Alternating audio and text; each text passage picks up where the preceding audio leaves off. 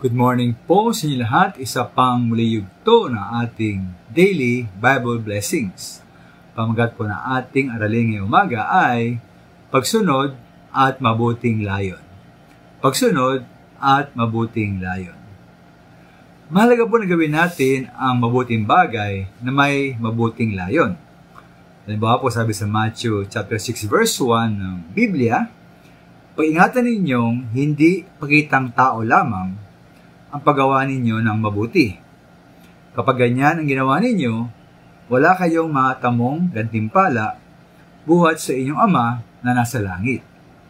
Kaya wag tayo pong pakitang tao lamang. Ngayon po, sa kabilang banda naman, posible ba na kahit meron tayong mabuting layon o intensyon, at kahit na sa panlabas ay parang mabuti ang gagawin natin, mari ba na mali pa rin tayo at nagkakasala pa nga? Ito nga ang nangyari kay Haring Saul sa Biblia.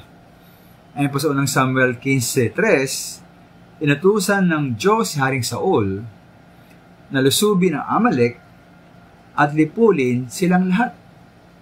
Nawasakin ang lahat nilang ari-arian at huwag magtitira kahit isa.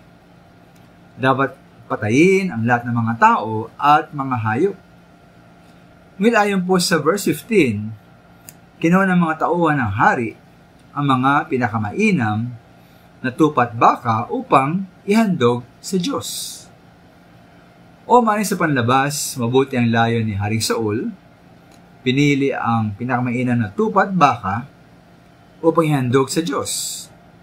Ngunit ano po ang sabi ni Propetang Samuel sa verse 22? Akala mo ba'y higit na magustuhan ni Yahweh ang handog at hain kaysa ang pagsunod sa Kanya? Mas mabuti ang pagsunod kay Yahweh kaysa paghahandog. At ang pakikinig ay higit sa haing taba ng tupa.